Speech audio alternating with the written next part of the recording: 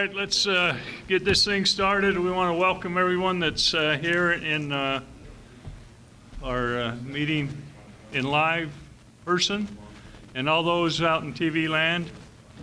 I've asked Councilman Scobes to give us a prayer. Our Father in heaven, we're grateful for this day, grateful for the beautiful weather which we've had and the safety which we enjoy in our community. We're grateful for the opportunity to be able to serve at this time, to be together, gathered together as citizens, to be able to direct and guide the affairs of the city. We ask a blessing to be upon our first responders, our police, our EMTs, EMS crews, fire, and others that work to keep us safe. We're grateful for their service and pray that it will continue to bless them and watch over them as they go about their duties. We're grateful for the freedoms and the safety which we enjoy in this area. We pray that thy Spirit will be with our leaders, our local, state, and federal leaders, as well as the leaders of other nations, so we might be able to come to accord and be able to grow and progress. We are grateful again, Father, for thy Son and this Easter season, grateful for the blessings which we enjoy. And this we do pray in the name of thy Son, Jesus Christ. Amen. Amen. I've asked Council Member Beck to lead us in the pledge. Will the audience please rise and repeat the pledge? I pledge allegiance to the flag of the United States of America and to the republic for which it stands, one nation, under God, indivisible, with liberty and justice for all. Thank you. Okay, now we get something I really enjoy to do. We have a new officer joining our force, and we'd like to swear him at this time. Is that all right with you, Brandon? Okay, good. Let me just introduce him really quick, Mayor, if you don't mind. Come on over here.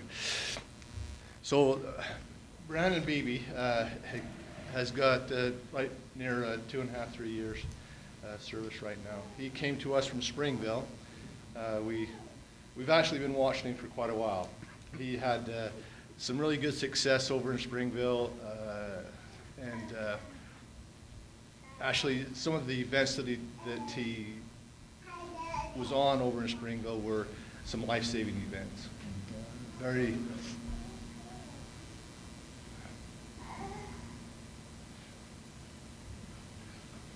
He's an honorable young man, and we're fortunate to have him on our team. I think he married up. Talia, his wife, here, like the majority of all of our officers have that are married, are definitely marrying up. We've got some great support with our spouses and loved ones, but we are grateful for him to be on our team, Mayor, and I'll turn him over to you to swear him in. All right. Where do you want? You're fine right there. Okay. Okay, raise your right hand, and then you'll just repeat what I say. First of all, say your name.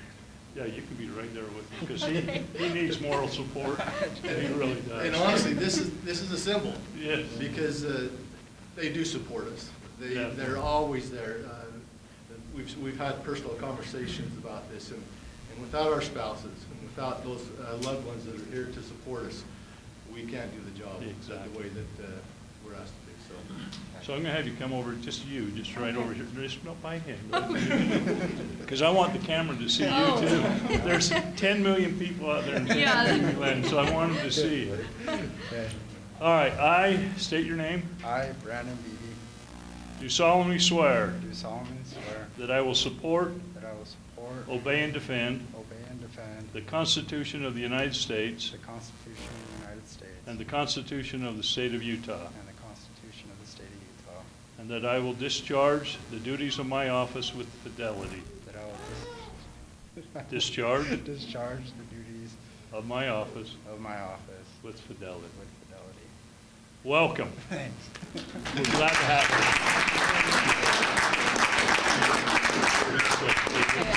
Okay.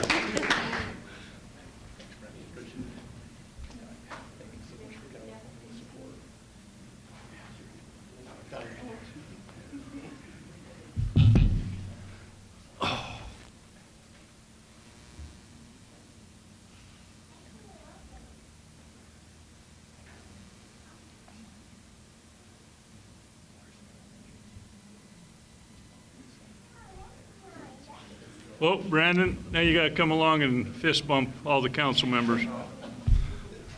Right here, right in front. We don't want you back here, but then you'd end up being like us.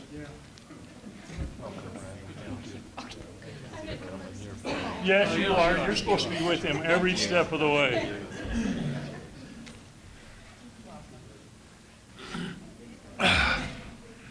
All right. Welcome. Those are the fun things right there. All right.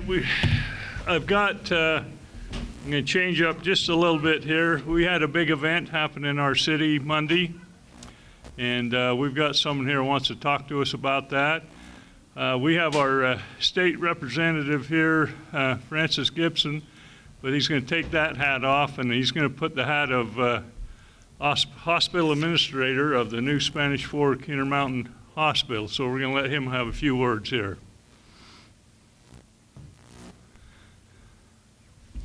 Thank you.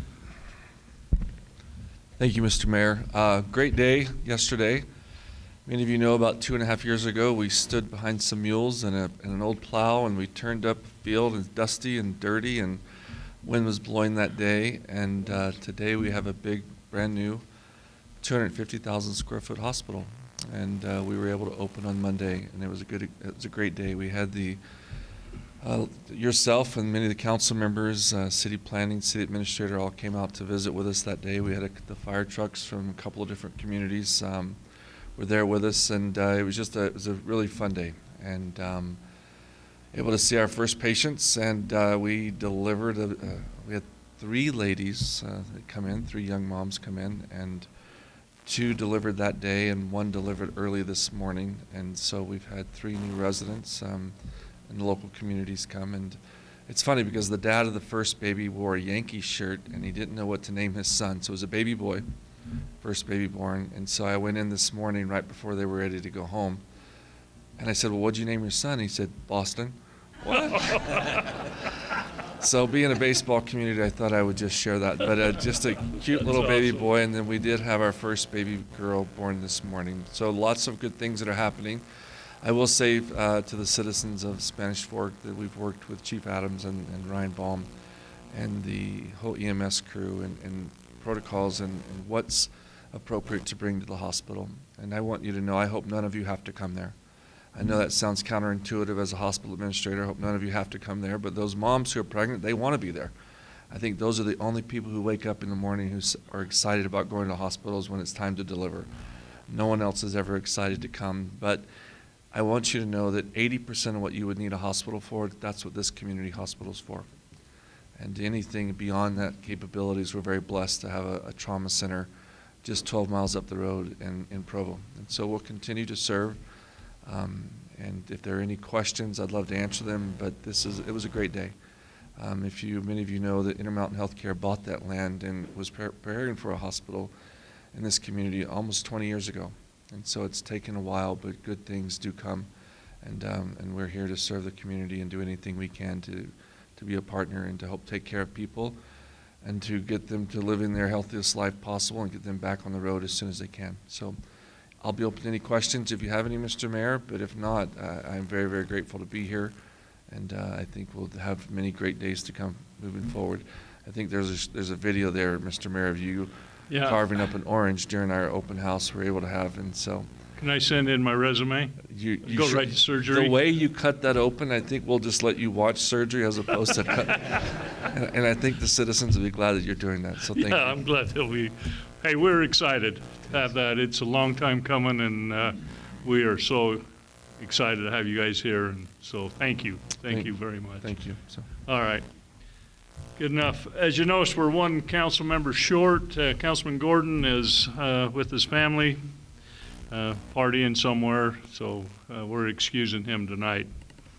Also, one other thing I'd like to do is I'd like Chief Adams to come up. We had another special event happen in our city this past week, and that we all should be very excited about, and so I'm going to let the chief tell us all about that. Heavy on the all. Definitely is a culmination of many things that put us in the place we are today. That place is being the safest city in Utah. We were nominated that last year and received second place. And this year we got first place. I think that was a challenge the mayor told me. He says, I want first. And we got it there. And the way that this is determined is by a company that they study several different things. One is the FBI Crime Index, which is the crimes against people and crimes against property. The more serious things against people, such as assault, murder, rape, things of that nature, and then the things against property, which are thefts, vehicle thefts, as well as just regular property thefts.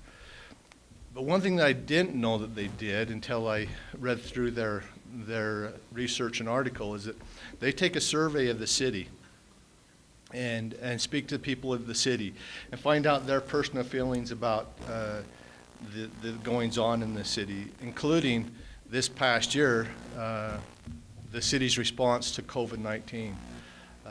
That was part of their thoughts and their feeling of wellness and safety, that the city and the city leaders and the city officials were doing appropriate things with COVID-19. They talked about that. They talked about just feeling safe as a whole, as personal violence against themselves, them being possibly being a victim, them feeling like that's not too high on their worry list. But nevertheless, they went through these exact things that you can count as well as things that are perceived. And I felt like as I read that, it made me realize that not only is it the Public Safety Department, but it is the entire city that contributed to achieving this first ever safest city in Utah. So with that, Mayor, I'd like to present this plaque to you and yours. All right. Good job. Thank you so much.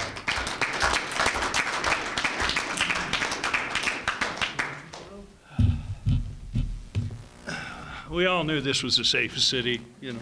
Tonight, I know. Now it's time to let everybody else know. Now, Nick just mentioned too that we're also the #1 city to retire in Utah.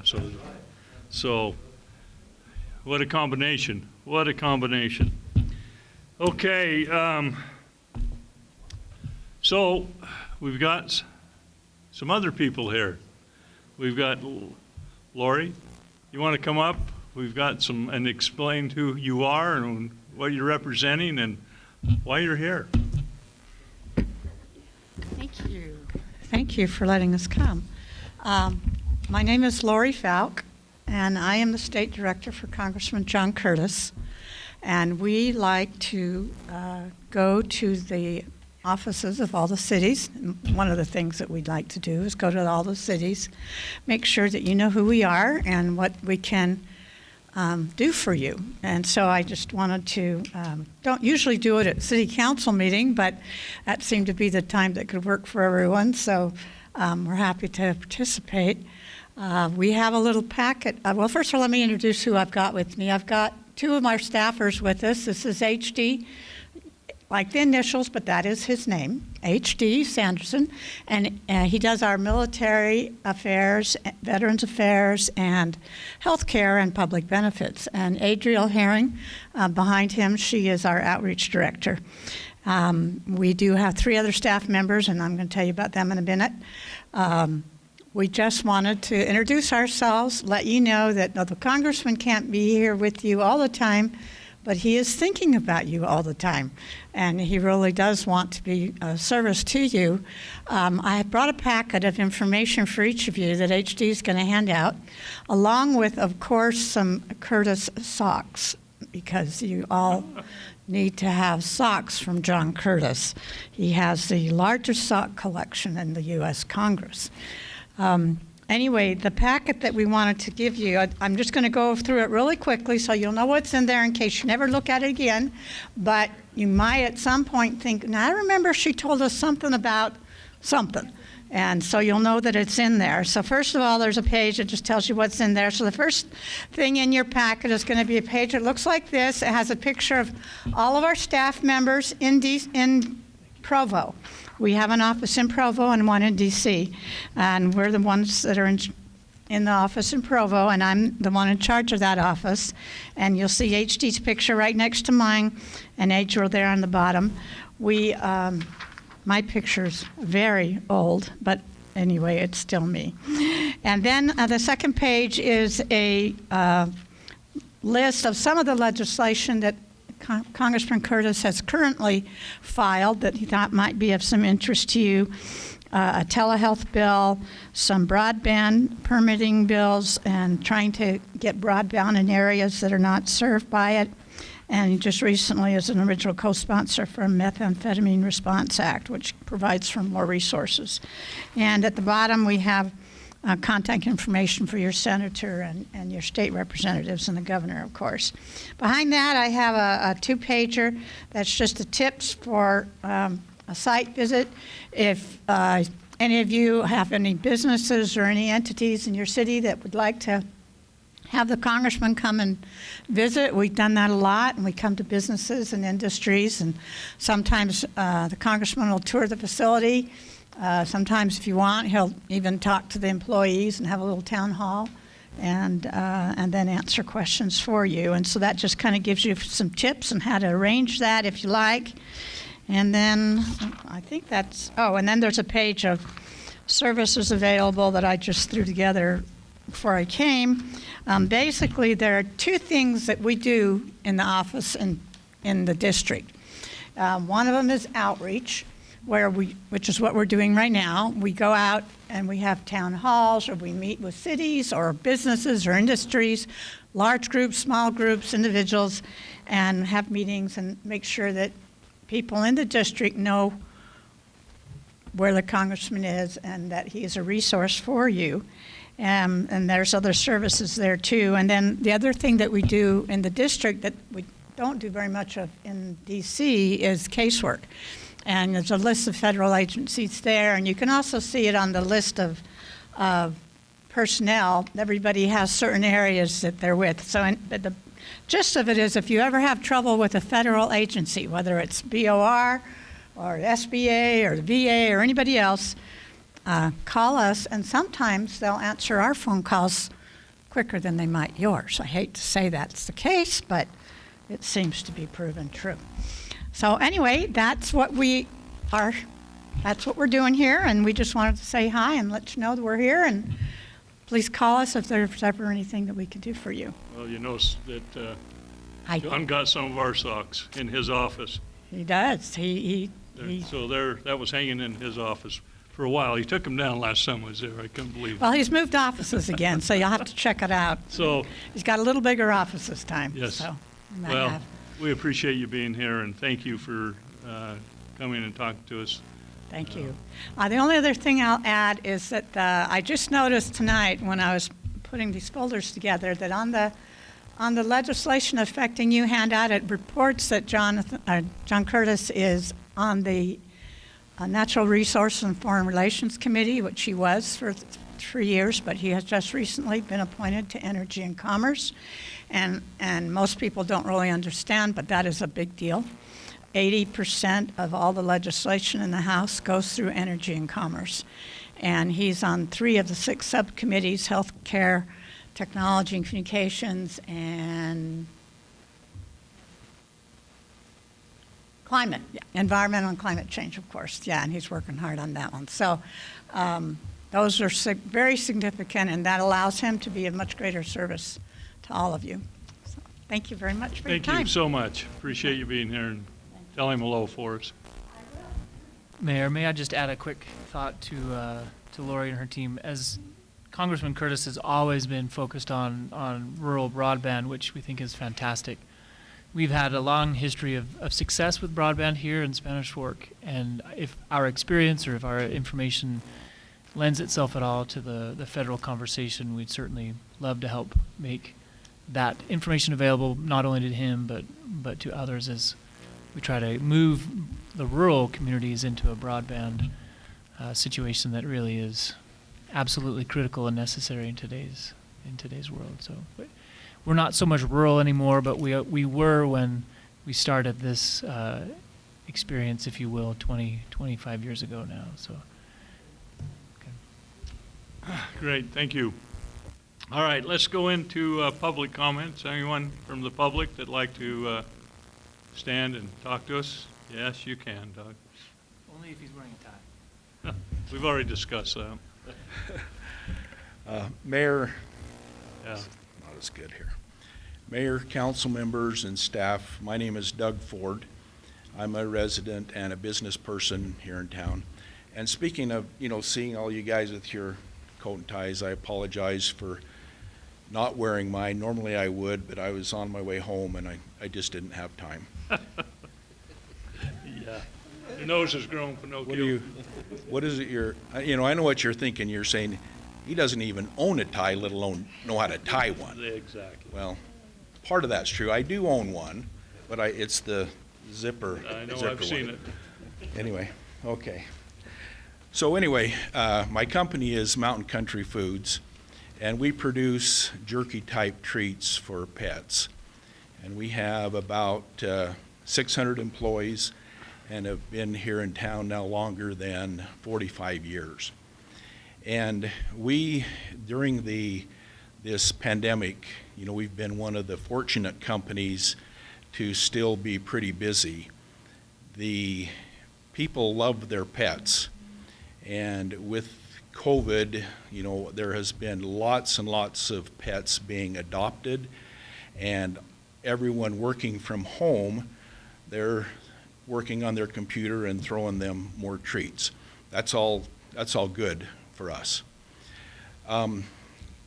So unfortunately, we have struggled through this pandemic with, keeping our people safe and healthy and at work. We've had, our share of people out with either they have contracted the COVID virus or they've been exposed or they're in quarantine for some reason or other. So, however, we've taken a lot of proactive approaches in the very beginning of this. We started very early in testing all of our employees for the COVID virus, taking everybody's temperature as they came to work, practicing social distancing, keeping your hands clean. So, all of those things have, really helped a lot.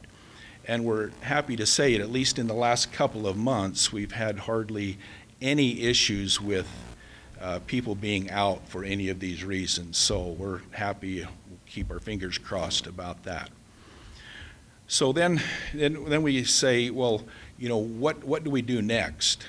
And we believe strongly that being able to have all of our employees get the vaccinations as soon as possible for their own health and safety and for everybody around us. So what we've done, we've rolled out a program here just in the last week or so, and for each time, whenever the employee gets their first shot, then we give them a T-shirt, and it says, I don't know where the camera is, it says, "Got the shot." I don't know if you can see that. So that's created some excitement, around with the company.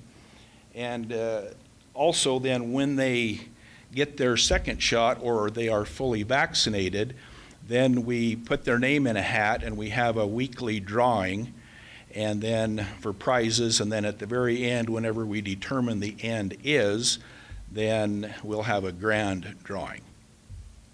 So, the reason I'm here is a couple of things. To let everybody know what we're doing as a company, but then, I've got a lot of personal friends, in this room, up there, all city employees, and what we would like to do is offer this program to all of you guys and gals and all of the city employees. And we will provide the shirts to you at no charge. If you have somebody that would, manage the program, but it's looked like it's going to be really successful. So I just wanted to offer that up. If that's a good idea for you, that's great. If not, I'm cool with that too. So anyway, that's all I have, Mayor. If there's any questions, I'll be happy to try to answer. Well, that's good. I'll tell you what, thank you. That's a And I generous understand offer. that you are vaccinated. I am. So this one will be, the first one will be for you. Oh, lovely. It's a 4-H. Okay, good, thank you. Yeah, thank you, you're a good man, That's what I like about you. So, we appreciate you. Seth? I just wanted to say, Mayor, having worked through this pandemic the past year, Doug and what he's done at his company's really been a leader in keeping some great things going. First of all, keeping your employees healthy so that you can keep doing what you're doing in a fantastic way. That was some of the greatest stimulus I think the community could have had.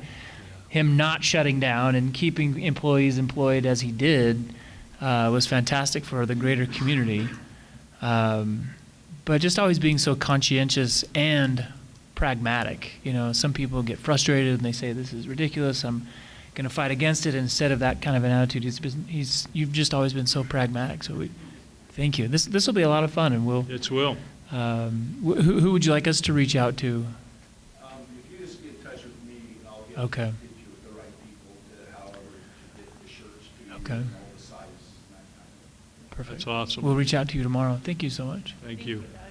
Thanks, Doug. We appreciate you. What a great partner you've been with the city, and we appreciate you, all you do, and everything else. So I want you to know that. And I'll wear that with pride. Hopefully I can fit into it. All right. Anyone else from the public who'd like to come up and address the mayor and the council? Seeing none, let's go to council comments. Council member Back. Thank you, Mayor. I have a couple of things. The first one is the Feed Utah program that was last month on March 20th. I know Councilman Argyle and I were both down at Tabitha's Way, and Lieutenant Governor Deidre Henderson came with her husband and had a private tour with the director there, Wendy Osborne. And throughout the state, they raised or brought in 233,000 pounds of food, of which 60,000 pounds will stay in South County. That equals 4 months of food for those residents down here in South County. So it was a really big day for the state and those that are fighting hunger. So thank you to all of our residents who participated and gave to that. And then Saturday was the Chamber of Commerce Easter egg hunt. And thank you to all of the families that came down and supported that.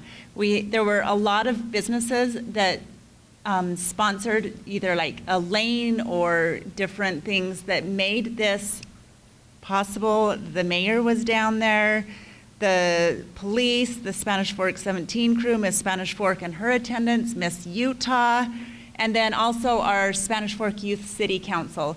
They arrived early in the morning and helped assemble 1,500 baskets for all of the kids that were coming through. So thank you to our Youth City Council for being there and having the energy to just get the baskets out and help make that a fun opportunity.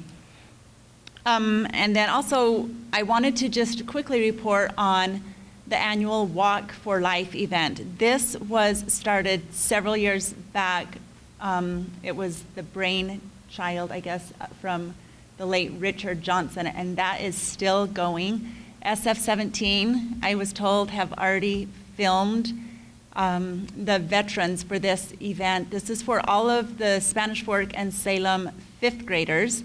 Last year it had been canceled, so this year the 6th graders will also be able to stay at their own school, listen to the veterans. T-shirts have been designed by the students. It's just a really great opportunity for our youth to hear about the different branches of the military and the experiences, and hopefully connect them with some of their either ancestors, neighbors, friends that have served, and get to know them and their experiences a little bit better.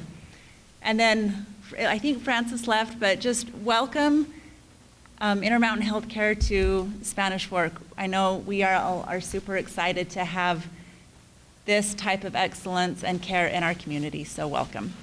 That's all I have. Great. Councilman Scobes. Mayor, just a couple of things to report. On the 18th of March, we had the Utah Lake Commission. Two things that would be interesting to this body and to our citizens. First, there is progress, our land progress and design on a sandy beach, sort of a trailhead. A lot of our citizens frequent Sandy Beach or have frequented it over the years, and so 4 years ago there was a concept initiated with some seed money to kind of take and develop that into a trailhead area with parking, restrooms, some picnic pavilions, and so that is underway. And then the last thing, which was very interesting to look at, as Spanish Fork City is a member city of the Utah Lake Commission, the total contributions from all the member cities totaled for fiscal year 21, $305,000. But with that money, it brought about money from the legislature, other contracts and things totaling $15.5 million roughly.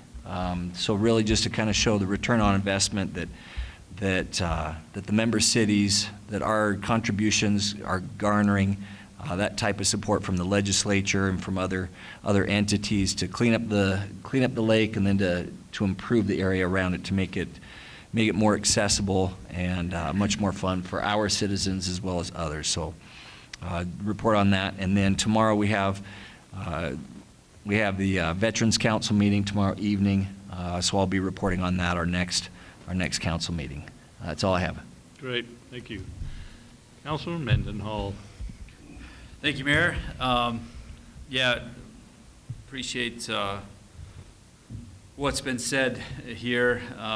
Appreciate Doug. It made me nervous when I walked in and saw Doug here and said, "Hey, what's going on?" He said, "I got something to talk to you guys about." And he always likes to do that, and then it's a really cool thing like that. So awesome business owner, awesome people in the community, and there's the ingenuity of business owners to grab something, take the hand you're dealt, and make something good out of it. So kudos to you, and I'm excited for us to participate as a city.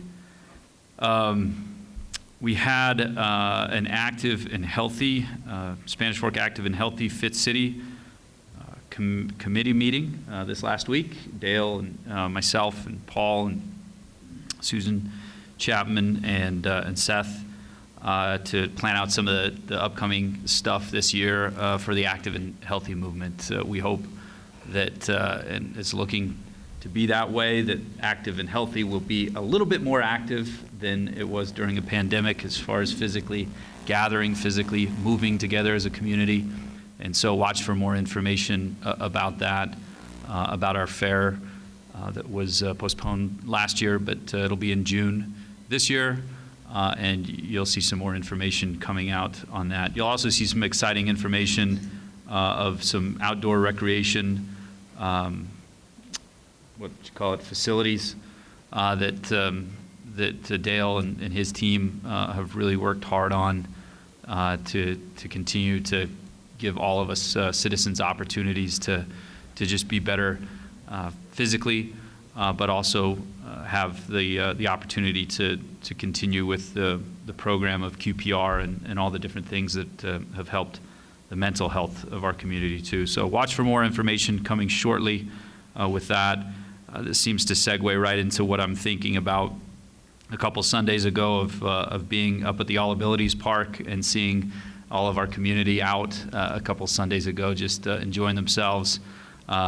It's hard to not get emotional when you see some of the families there that were really critical in getting it started, getting it put together the right way, and they're with their special needs kids, which I was able to see this just this last week. So very neat stuff, and such a blessing to our community because of that focus. So very cool, very neat to see. The league, Utah League of Cities and Towns, has a conference coming up later this month that most of us, I think, will be attending. And again, that will be a virtual option as well. But it's the annual conference, semi-annual conference, where we share best practices of what we're doing in cities across the state of Utah to help, help the citizens in our respective city boundaries. And then lastly, the hospital. It's already been mentioned, and Representative Gibson being here, quite the emotional thing. I didn't think I would be that way, but I guess it's just something about stepping on those grounds, maybe.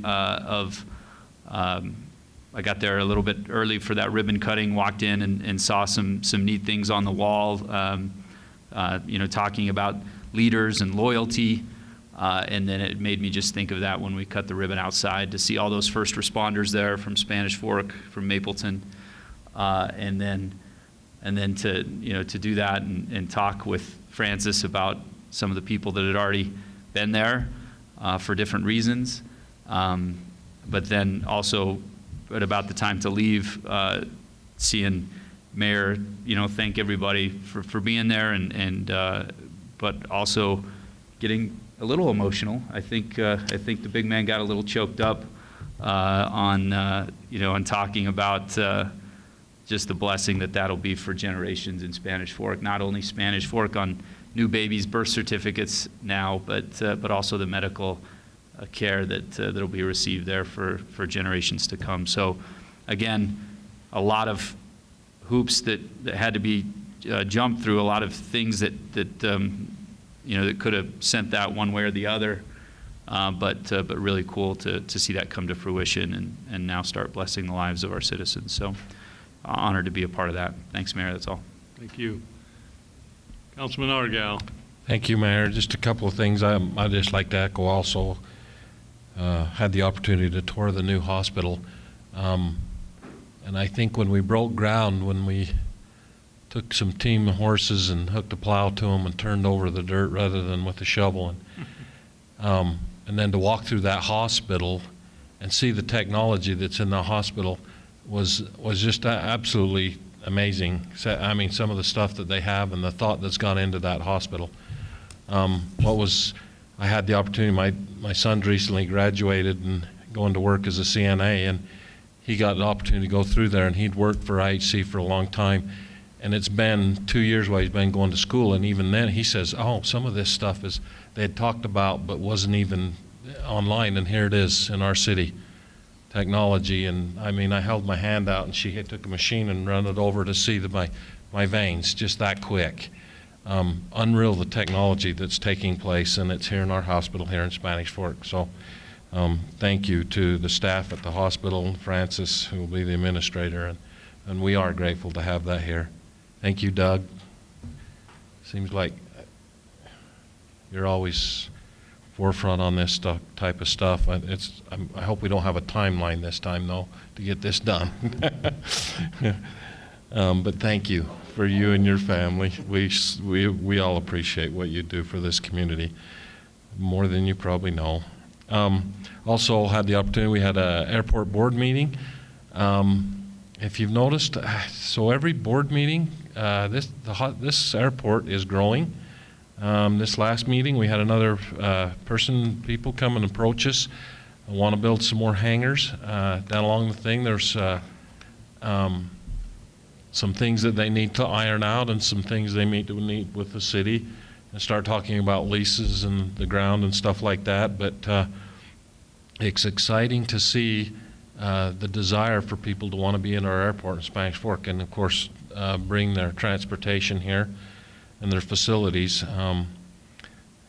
Chris they've been working on with the FBO and all the stuff that's coming there, trying to make room for everybody. And it was funny down to when we were down to UMPA, he had a picture of it and he says, well, They want 10 feet, and I have to move this 4 feet, and he was just, even during our meetings, he was trying to make it so that everybody could fit, so it would look good, and we'd have these FBOs here in our airport. But it's continuing to grow. This request was for quite a few more hangars. The problem is we really need space for tie downs down there. They have people calling them every day if they can land and tie down for a few minutes, and we don't have the space, but they're working on that. So, and this would take up some of that tie down space, which is critical space. But the airport is growing in Spanish Fork. Thank you, Mayor. Okay. Just one last thing. We had our UMPA convention down in St. George, and Chief, there's my new bodyguards. So we're going to allow for them to, if that's all right with you, add them to our apartment. That's the Kafusi brothers. That's Mayor Kafusi's two babies. And they both play NFL football. One's playing for the Green Bay Packers. The other's playing for the San Francisco 49ers. So they were some of our speakers down there, and it was awesome. So we had a great conference down there. It was good to have everybody together again, and to meet in person, and so it was a good education for our city council members and ourselves to understand what we have as a power city here in Spanish Fork, that we do things to keep our rates low. We have the lowest rates around in the state, and it's because of the hard work that these 6 member cities put together and continue to work hard to do. And so that was a good time, and a good time to listen to these guys, and they had some pretty interesting stories about the NFL. So, okay. Yeah, I don't know if you've got one of those. I think I was a pretty good size, and then you sit those guys up next to you and you go, wow. That's what I wanted to comment on. You're like 6'4", 5", right? Yeah. You're not a short person. I'm not a little boy. When Corbin, the slightly taller one in that image, when he walks through a door jam, he consumes the entire door jam, and he ducks. And they have to be 2 of the happiest people Exactly. I have They're ever the been nicest around. guys you'll ever meet. Holy They had those smokes. smiles on their face their whole presentation. Yeah. They just exude happiness. Yeah, they're they're pretty awesome guys. You know, when you get in the elevator, you don't know if we on the overload. You know, maybe I better take the stairs, but it was pretty good. So they're good guys and good people. Got some good parents, and both played at BYU. So let's put that in there too. So, all right, let's move on to Spanish Fork 101. Oh, thanks, Doug. You can take that? Oh. I know you can do it. They just told me I'm up first, Mayor, and That's council it. members. Well, then you just jump up. Well, mine's not near as exciting as a new hospital or a safe city. I'm here to talk about garbage. Well, no. So that's where I'm Gotta here. have it. And what's going on and what we done last year and what we're trying to do to help it this year. We had our spring cleanup last year. It was our first one. Councilman Gordon was very good and was spearheading that and getting it going. And we appreciate the time and effort and the money you guys have put out in that behalf. Last year we had it at 5 locations. We're going to do it again this year in 5 locations, the same 5 locations we had last year. Last year we picked up 275 loads. Now, when we're talking about a load, that's 30-yard dumpsters. That's a pretty good-sized dumpster. That's why we had picked up 275 of them. We run from, what's that? Oh, yeah, well, we run it last year from April 27th. It was a Monday. I think it was the 27th to May 11th last year. And some of the problem we had was the wind blows garbage. Wind blows in Spanish Fork, but we didn't know that.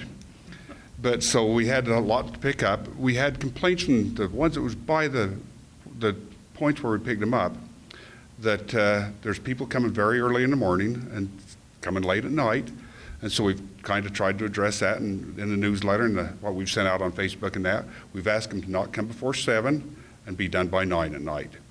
Last year we didn't pick up on Sunday and the dumpsters was overfull. It was full and over. Garbage all around them. And so I talked to the district who comes and picks up our dumpsters. Well, they supply the dumpsters, then they supply the manpower to run this program. But anyway, I says, we'll probably pick them up on Saturday night and not have dumpsters out on Sunday, because Sundays was a mess. And they suggested, and I talked to Chris Thompson about it, and what they said they'd do is come and dump them on Sundays also. But we're going to run it 2 days shorter this year. And Chris sat down, we talked about it and decided, so we're going to run it from the 26th, April 26th, which is coming right up, to May 8th. That is a Monday through a Saturday. And we will pick up on Sundays.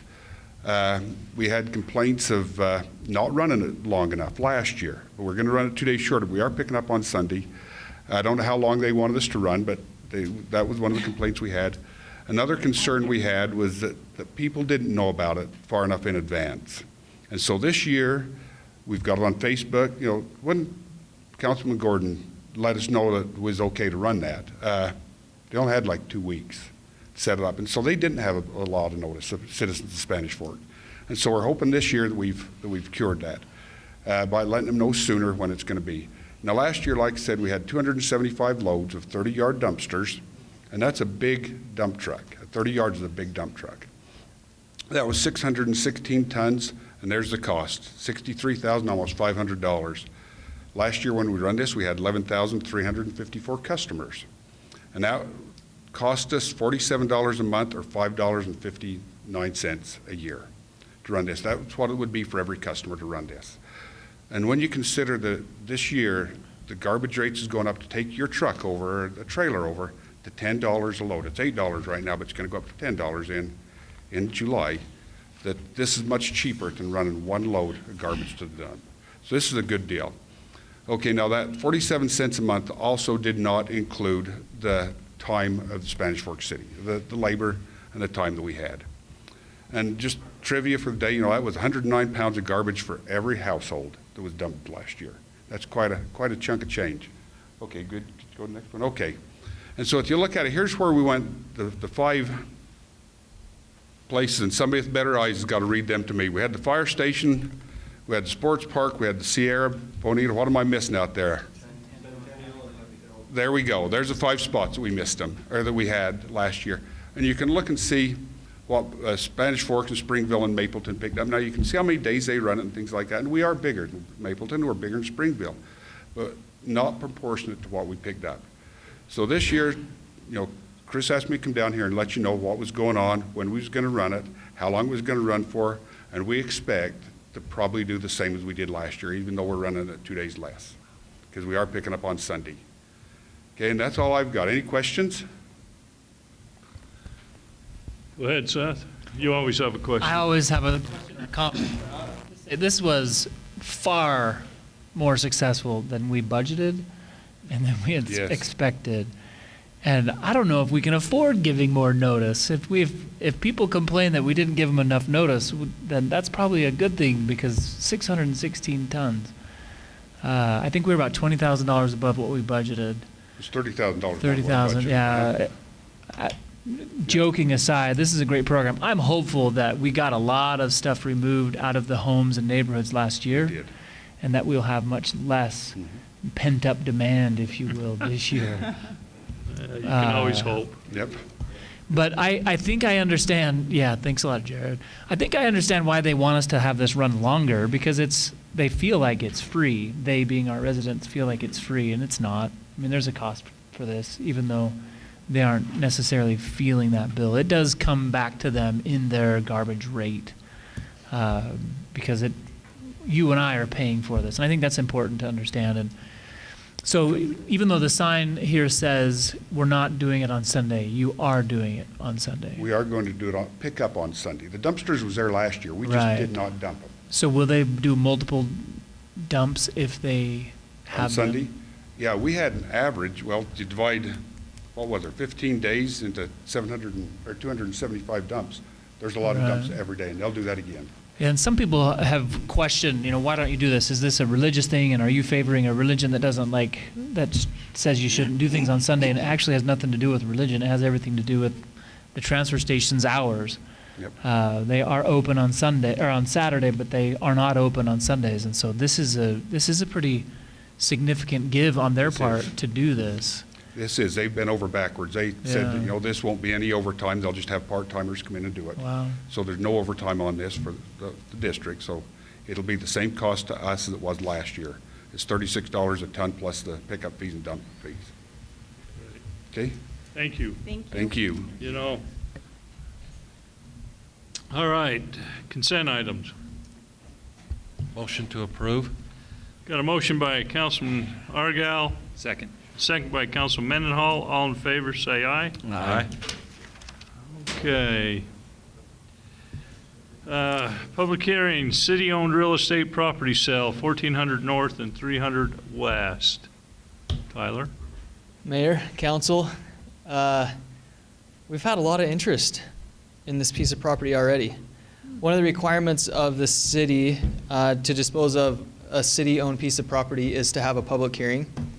And we, at your direction, have put the 1400 North, 300 West property on the market to give everybody an idea of where this piece of property is at. You can see on the image here, you've got Main Street to the right. There you go. And then you've got 1400 North, which right now dead ends, but there's a road that's being built that will come up to the property that the city owns and is selling. So here in the red rectangle, this is the property that's for sale, which is about 2.15 acres. And here's where a new road will need to be constructed so that 1400 North will continue through, and it'll be a through street, which was really the driver of us purchasing this property in the first place, was to get this road through. I shared this just a minute ago, but for those of you that didn't hear it, this piece of property is 2.15 acres. It's zoned light industrial, I-1, which means there are quite a variety of uses that could be seen there. One of them would be an automotive shop, another a warehouse, some type of an instructional studio like a dance studio, offices, restaurants, tire care, even an educational institution could be seen in an I-1 like that, just to give the general public some ideas of what could go there, and maybe some possible developers some ideas on what they may look at putting there. So we had an independent broker give us an opinion on how much we should ask for this property. And somebody's, let the record show, donuts from Keith or Jared, or actually both. Somebody's phone went off. Maybe it was a call about this property. Donuts. So in their opinion, this property should start at an asking price of about $283,000 per acre.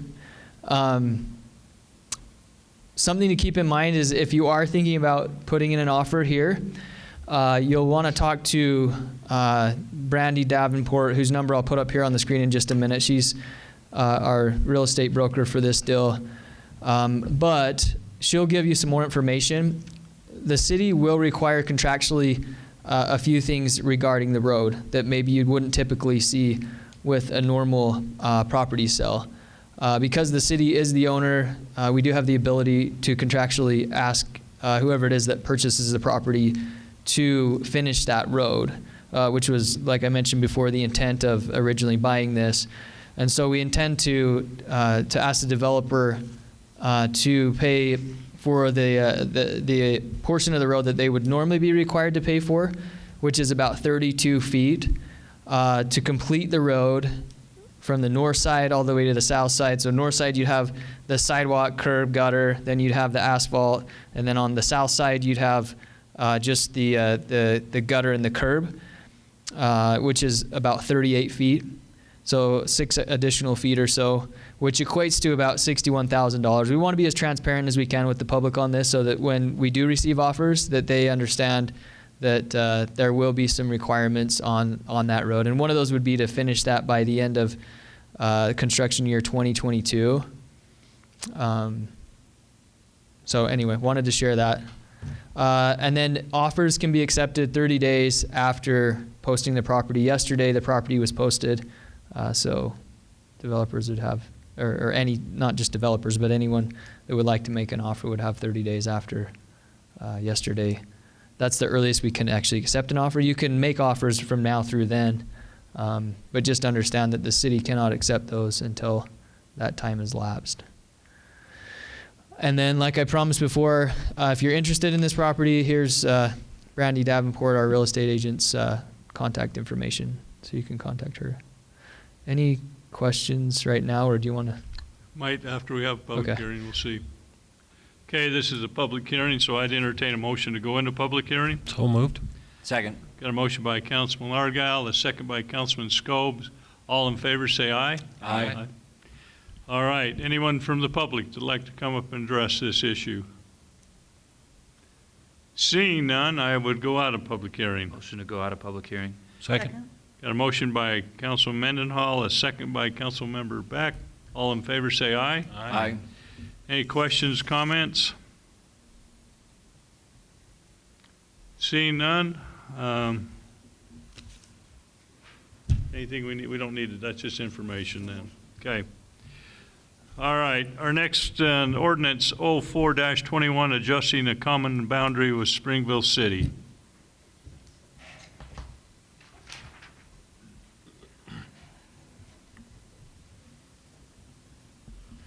Mayor and Council, this process, I don't know if you recall, you adopted a resolution back in January expressing your intent to do this boundary adjustment.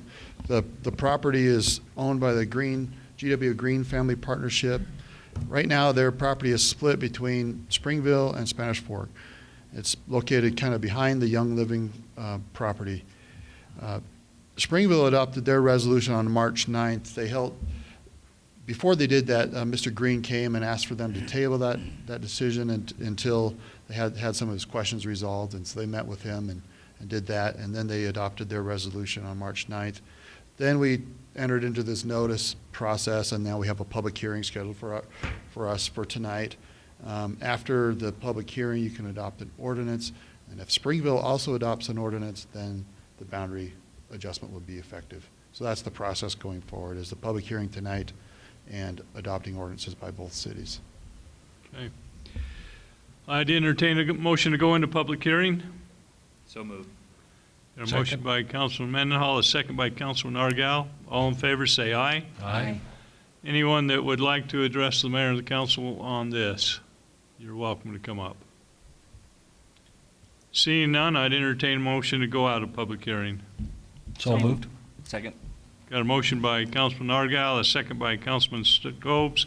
All in favor, say aye. Aye. Any questions or comments on this? Seeing none, I would entertain a motion. I move to approve ordinance number 04-21, adjusting a common boundary with Springville City. Second. Got a motion by Councilmember Beck, a second by Councilman Scobes. This will be a roll call vote. Councilman Argyle. Aye. Councilmember Beck. Aye. Councilman Mendenhall. Aye. Councilman Scobes. Aye. That passes. Okay, new business. Ordinance 05-21, amending the Title V amended standards for the public entity signs.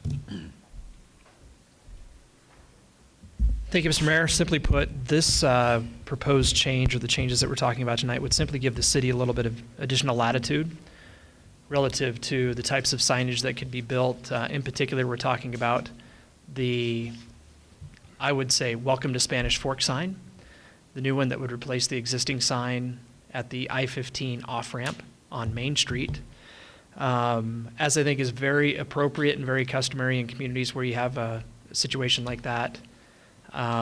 Generally speaking, signs are a little bit bigger than you'd see with other sites in other parts of a community that might be installed for entirely different purposes, commerce and so forth.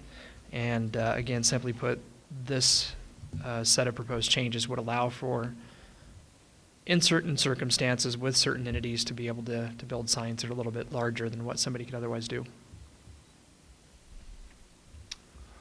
Good. Any questions or comments?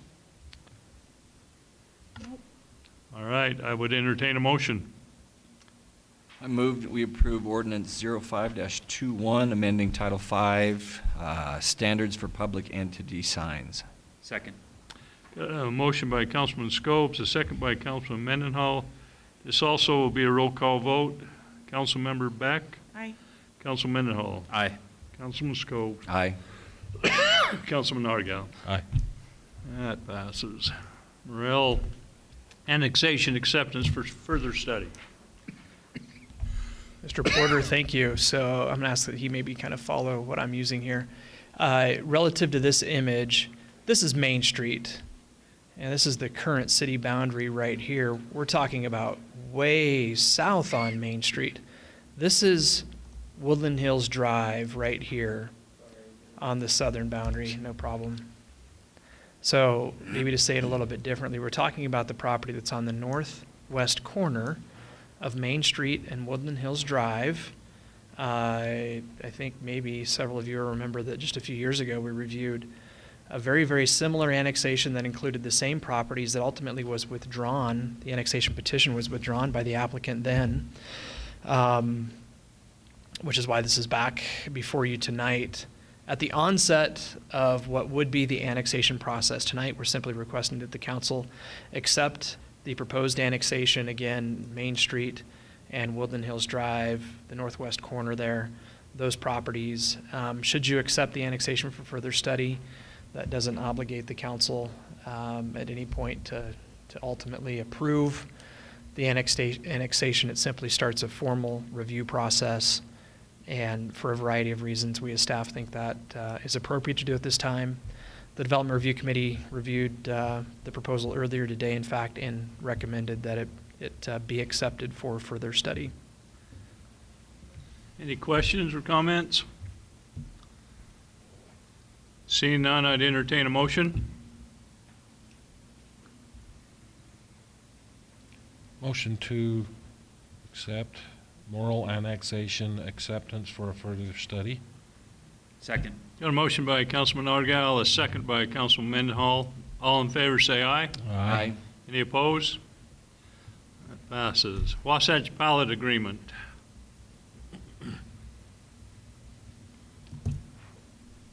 Mayor and Council, I'm sure you know where the pallet plant is located. To accommodate a new interchange at Center Street, they'll need to move their operations, and the rail spur line that's installed there will have to be removed. And so that's what this agreement is about. Wasatch Pallet is agreeing to relocate to a new site on Depot Road. The city will then construct a new rail spur at their new site for them and purchase the Union Pacific Railroad land and the tracks and remove the existing rail spur from their current site. When that's done, Wasatch Pallet will end up keeping their existing property, and for future development opportunities, hopefully that will come when their new interchange is installed there. So that's basically what the agreement does. Any questions about the relocation agreement? Okey doke. Seeing none, I'd entertain a motion. Mayor, I recuse myself from my seat. Okay. I move we approve the Wasatch Pallet relocation agreement. Second? Got a motion by Councilman Scopes, a second by Councilmember Beck. All in favor say aye. Aye. Any opposed? Okay, Resolution 21-08, adopting sewer surcharge rates.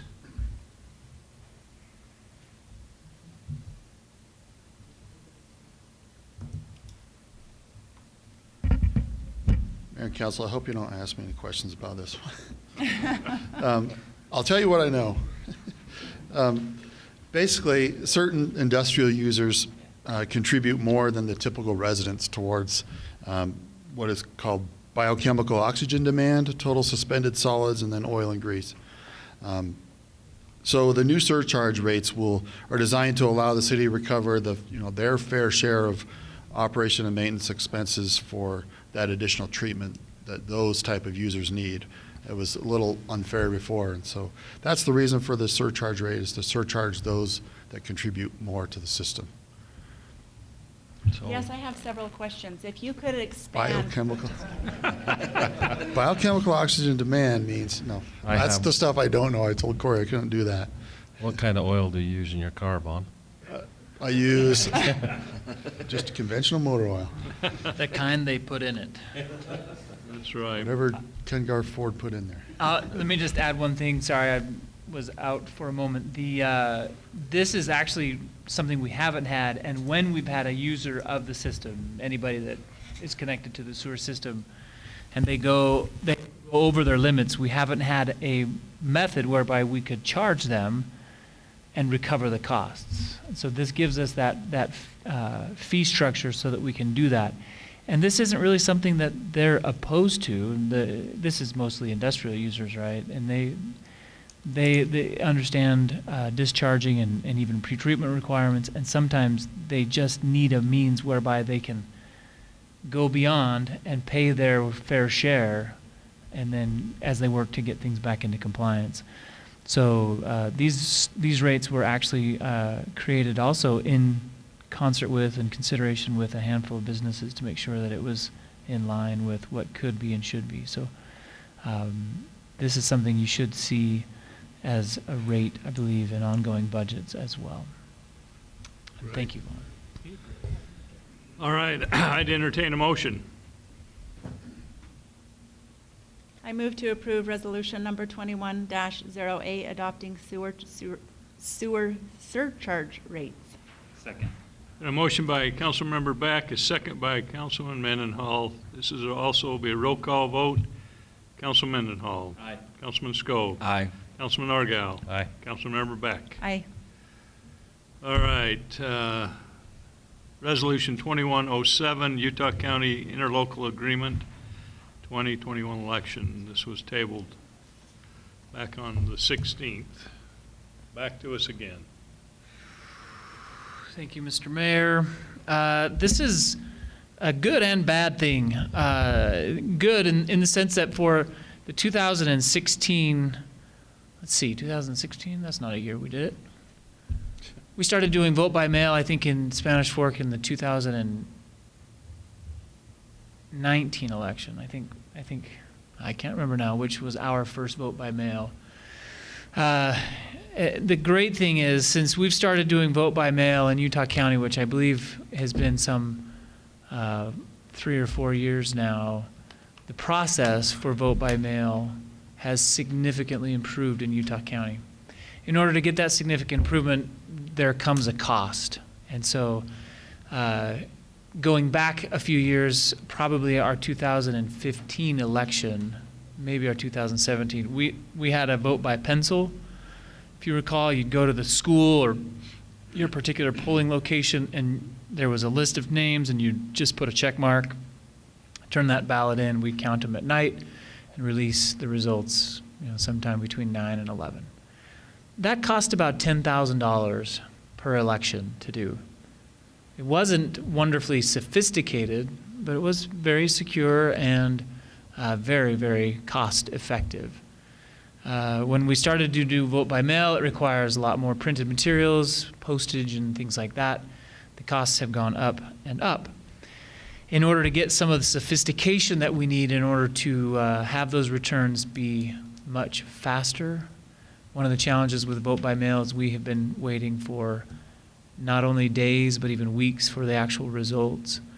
And so the county has tremendously stepped up their game, but to do that, they've tremendously stepped up the cost. So the cost per election goes from about $10,000 4 or 5 years ago, and it's been stepping up little by little. This year, this contract is for about $2.25 per voter, which is a registered voter, not per return, but per registered voter. $47,700 is the cost per election. So if we have a primary election, we'll spend $47,000 on that.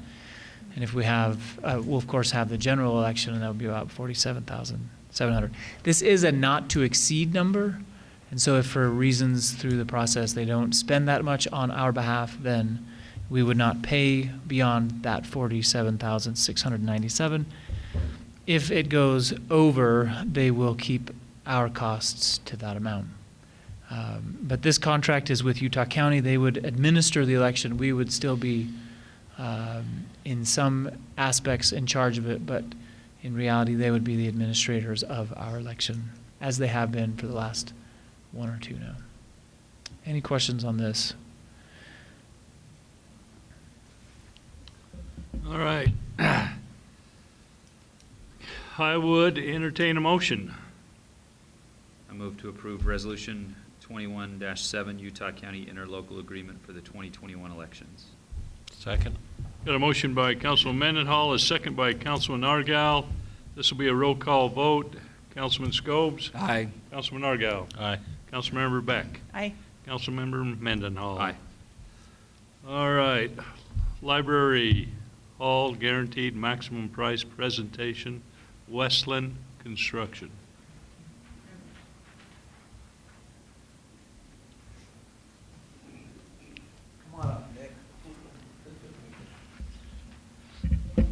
Well, Mayor and Council, it's good to see you. Good to see you. Standing up, huh?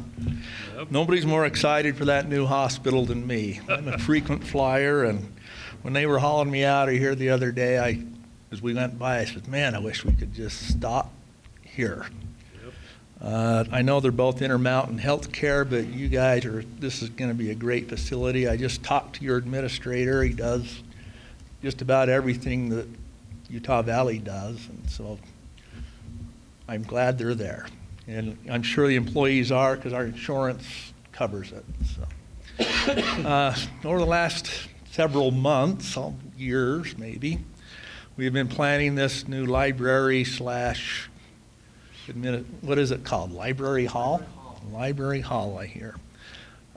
We've had a great team put together with the Blaylock and Partners, Westland Construction, and a group of a few of us here, Councilmember Beck and the mayor and the library staff and a few others. And we've spent the last 6 months or so getting this thing designed. Well, Seth's involved too. Sorry, Seth. But between Seth and Tyler, they kept us within budget of as we designed this thing. There's a lot of really cool wants. They reeled us in from that, but Westland took bids, was it last week? Week before. Last week, a few of us attended that bid opening, and we got to see some of the bids that came in from their some subcontractors, and there's a couple of them, and we'll let Nick talk about it, but we didn't always go with the lowest bidder because of time constraints and past performances and a few other things like that. But we are right now within $50,000 of our budget, which is a big hooray with what Nick's going to tell you here about steel and electrical and everything else. So I think you've seen the memo, the 400, and so what we're asking you to do tonight is the $17,800,999. The $471,736 is what you've already approved in the first change orders to build the pad and all of that. So the total budget for construction at this point is $18,272,735. Now the GMP that you'll approve tonight, we can go down from that. So we don't see any anticipation of ever needing to go above this. Right? Am I right, Seth? There is some. You're the bean counter though, so. Nick's not gonna let us go above it. Yeah, there is a few. We got $400,000 in contingencies for us.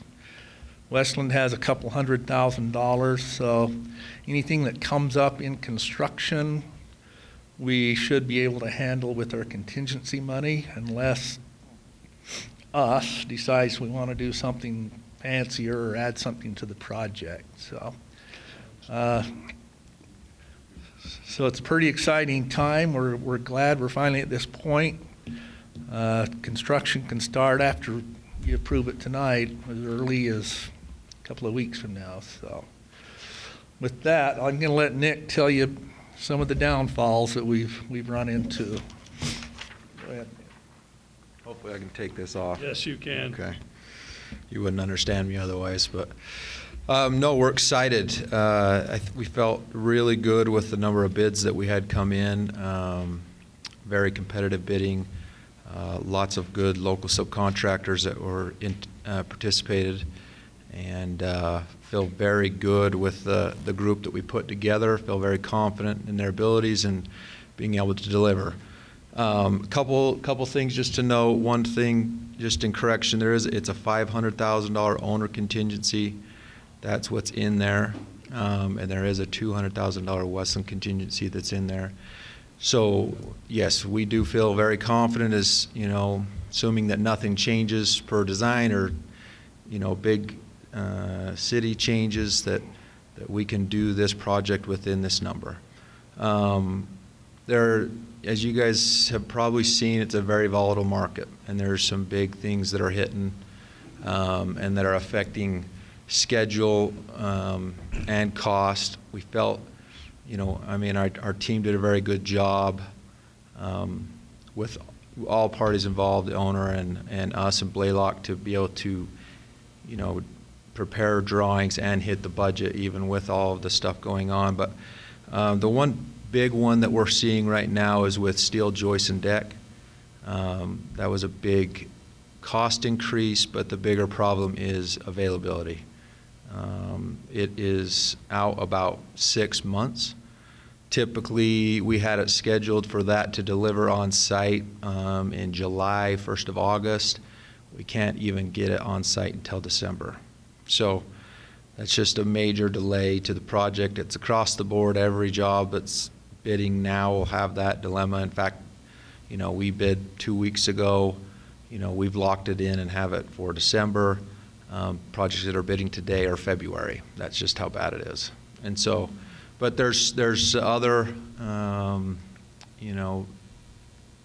big problems in the market right now. There's concrete shortage. There's even shortage in insulation materials and those kind of things. We think, my best guess is that things will start to level out and get better, but there are some big ones that are hurting right now, just to give you an idea. So there will be a delay in the completion of the project.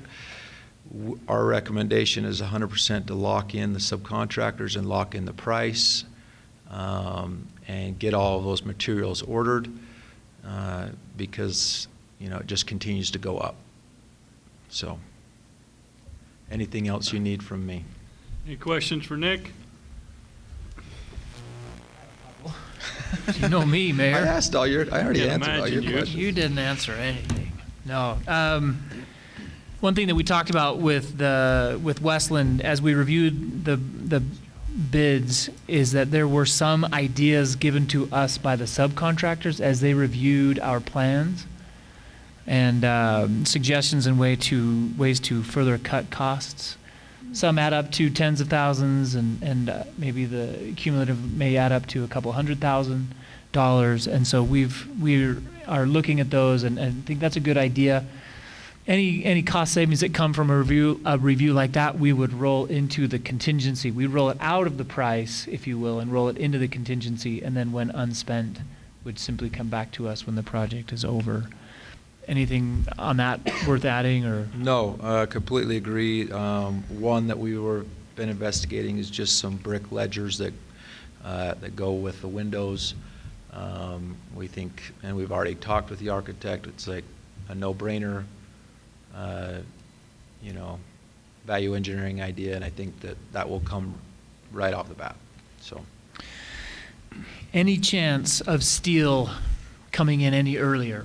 You kind of talked about, right, you're locking in a December date for those, but any chance of them coming in as things loosen up, or is it just, like you said, just getting worse, so be grateful and shut up? Absolutely. I don't want anybody to take it to the bank, but We have great relationships at Steel Encounters. They are the joist and deck supplier for the state. They're gigantic. And I've talked to them. We've had multiple conversations. I do feel like they are telling us worst case scenario, just given what's going on. But absolutely, if slots become available earlier or other jobs push off, which is absolutely possible, it will move up in time, not back in time. So I think it's wise to underpromise and overdeliver in this sense, right? 100%. I mean, so maybe to be clear, we had talked about this having an construction completion probably sometime in July, and after getting into the building, stocking it, and getting everything opened and set up. Let me reverse that. Set up and opened. We'd have some kind of a ribbon cutting in the fall of 2022. This essentially pushes everything back, let's say 6 months, right? Mm-hmm. And so July becomes January, February, and the fall becomes the early spring. And so we're right now looking at probably some kind of a 1st of April opening, which that's a real bummer. And I don't want to understate that. That sucks. It's not anybody's fault. We've been able to take a lot of advantage of COVID in terms of our interest rates and things like that. But this is really one that's, it's not solely COVID, but it certainly is a COVID. In fact, a lot of construction, they were talking about how Amazon across the nation is kind of buying everything, not just steel, but just everything. Not only do they sell everything, but I guess they're also buying everything. Well, they're putting up distribution centers across the country, right? So they're basically doing what UPS does, and they're trying to do it overnight. And so you build all these big facilities. I thought it was in 2 days. Are they doing overnight now? Or Right. just 2 days? I mean, it will be overnight You don't eventually, have right? Prime. But yeah. No, but that's it's a big problem. I've talked to people that are even just trying to buy cargo vans and they can't even get those. Amazon's buying everything. So it's amazing. I mentioned in some conversations with some of you that we were just talking about the hospital. If under normal circumstances, the hospital would have been open in October of 2020, but they had to delay for about 6 months because of COVID and supply issues. They were able to get the building constructed, but they weren't able to get the equipment to go inside the building. And this is one of those things, and we're extremely disappointed, but we certainly understand. We're not disappointed in Westland or the architects or anybody, but just the circumstances, right? So I think it's wise for us to adjust our horizon 6 months and look to the spring of 2023. And if it's earlier, great. We'll know, and we can adjust with a lot of lead time. At the moment, I think it's maybe an April 1st opening, which that's April Fool's Day, so we'll probably need to shift that. I don't think that's wise to open on April Fool's. But that said, we are still planning to break ground. Yeah. On Monday, right? Yeah. Groundbreaking set. Yep. So how will that look, Nick? Construction will start, but some aspects of it will just get elongated, maybe even pause for a our moment. goal would probably be to go out and just go right to slab, have that completed and ready to go. Just so if anything shifts, we're not like trying to get that in place prior to getting that stuff on site. You know, there is other metal fabrication that can happen, columns and some other things, but and we may start to erect those if we're starting to feel a release of the joist and deck. The joist and deck, just to kind of give you an idea, you know, it's mostly a two-story building. You can't pour your second floor without it. So we can put some steel up in the air and it can stand and look pretty, but it's standing and looking pretty until we get that. And so it is a major part and piece to the project that you have to have, and so everything's at a standstill until you get that. But we will do everything we can. You know, there's parking lots, there's site work that we can do. We did talk about the UDOT stuff today, that they're trying to repave the 100 South, and so we'll make sure to do any of the tie-in work there prior to that, just so that when they do repave that, we're not trying to cut into that new street. So What I'm getting at is you're going to have a slow construction for the first while. And some people may say, geez, what are you doing? This must be government people holding a bunch of shovels, and that's not the case. But it is just waiting for the different pieces, parts to come in, and that's unfortunately, that's holding everything up. Sorry, Keith, Jared, I didn't mean Yeah, to well, take speak over. ill of people that hold shovels. Oh, are you? Jared hold the shovel. Yeah, yeah. Yeah, he would just tell Keith to do it. Well, the thing is if we get And that, then he'd complain that he didn't do it right. if we get the slab in, we could just paint some pickleball lines on there. Hey, Ooh, that is a whatever you- fantastic whatever you idea, want. Mayor, I mean, for the just score. until we go. We'll just have the pitfalls of the elevator pit. I mean, that can That's just okay. be a bonus Losers. round or something. Yeah, I don't know. Great. Nick, appreciate you, buddy. Okay. You know, I'm still, Just real quick, some of the first things you're gonna see is they've gotta dig, for getting rid of the overhead power lines that go through the parking lot. So the parking lot will kind of be dug up, and there'll be some disruptions for a bit, so, but hopefully they can get it done pretty quick. The wall on the south side's gotta go and be pushed back for the neighbors' property that we've got. And so you'll see that going on, and hopefully we can get it done quick, but it's main power, so it could take a little longer than just overnight. hey, Might be, Nick Well, can you have do it 6 months. overnight. Don't sell him short, you know. We can do anything. you can do anything. 2 weeks. Yeah, probably Typical about job, just 2 weeks. All right, thanks, Nick. Appreciate you. Thank you. Okay, So I need a motion. we do need a motion. I'd entertain a motion. I move to approve the library hall guaranteed maximum price with Westland Construction. Second? Got a motion by Councilman Scobes, a second by Councilmember Beck. All in favor, say aye. Aye. All right, you got the green light, get her done. And if you need me to go talk to the steel people, just let me know, Nick. Okay. There you go. All right, down to discussion. Appointed, at-will, employees, personnel policy, a bunch of numbers. All right, Mayor, we'll use this as a reference. If you'll hit under hiring procedures, the word procedures there, maybe zoom in a little bit. St. Nicholas. I'm looking for feedback from the mayor and council. This is just a discussion item, so I'm looking for your sentiment and feelings about this concept that I will brief you on. In the growth and evolution of Spanish Fork City, we have had a number of appointed and at-will positions.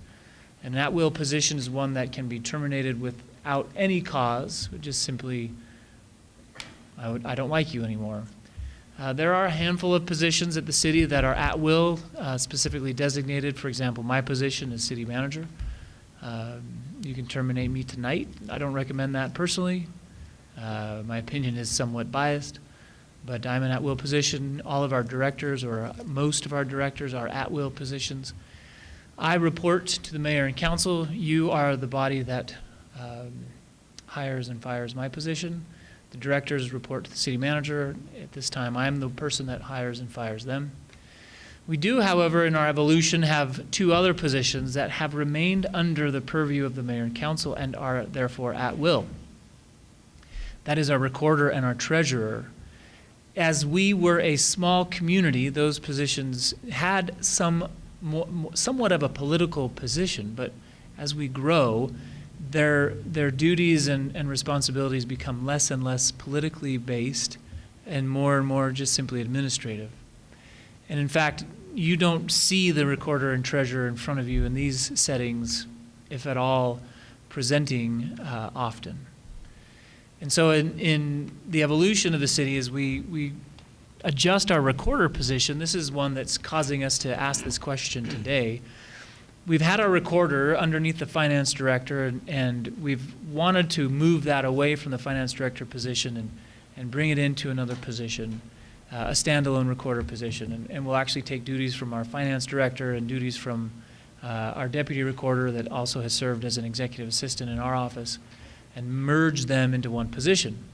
We don't see this position being political. In fact, we want it to be apolitical, not bending at all to the whims of politics, if you will, but being able to administer an election very administratively, not with any favoritism toward politics. It, by state law today, is an appointed position by you, but state law does not require that it be an at-will position.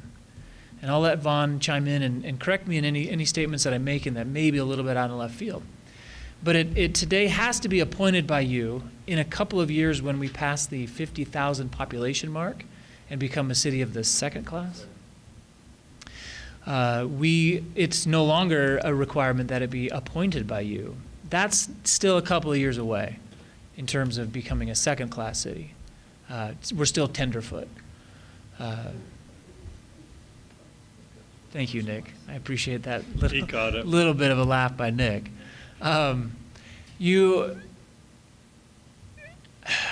There is really, in my mind, little reason to put an employee in a position that is at will when there really is no reason for them to be at will.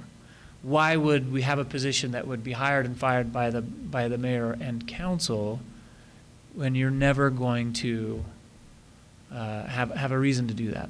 They report to, in our organization structure, the recorder will report to the assistant city manager. They'll be operating with that assistant city manager day in and day out, and again, staying out of politics.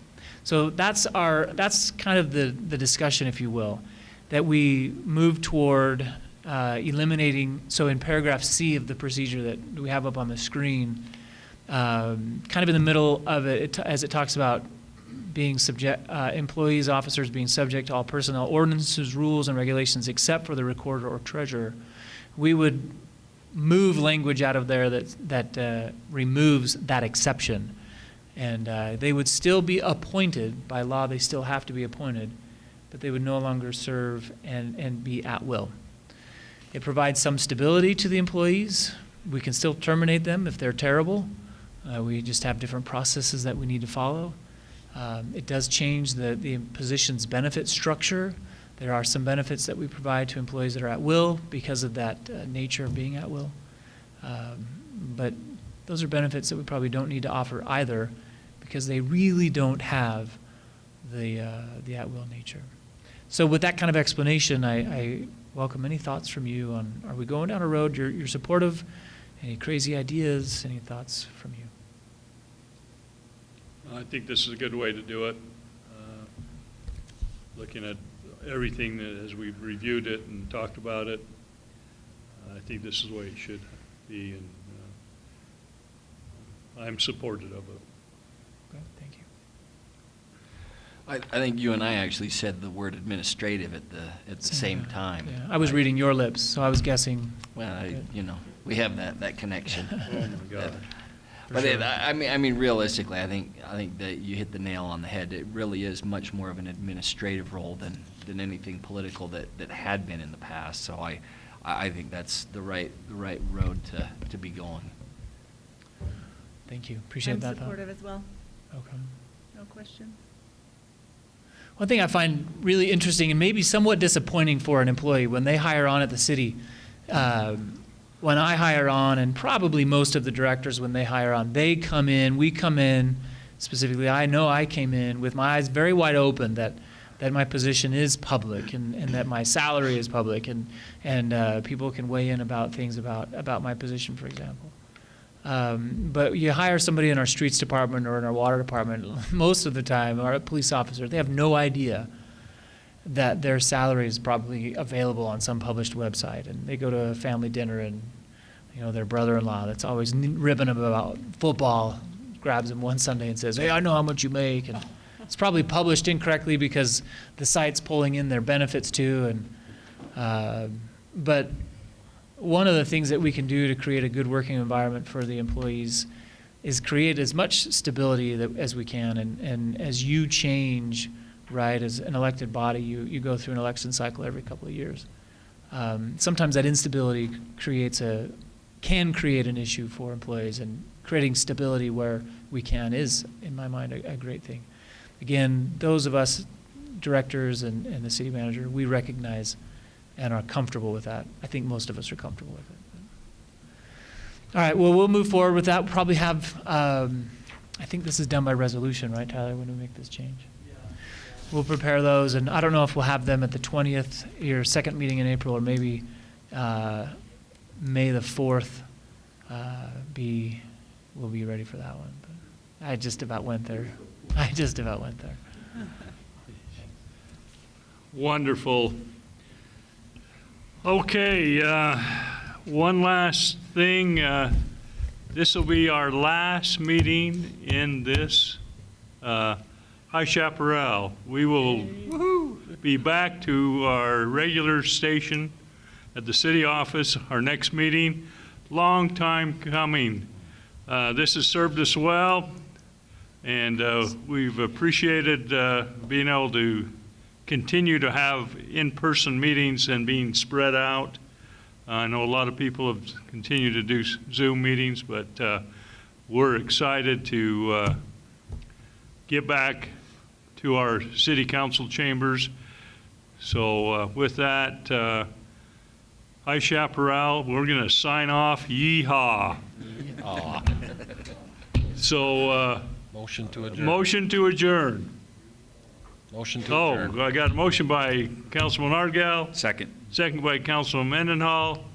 All in favor, say aye. Aye. Thank you for everyone that participated, and this has been a real nice place for now.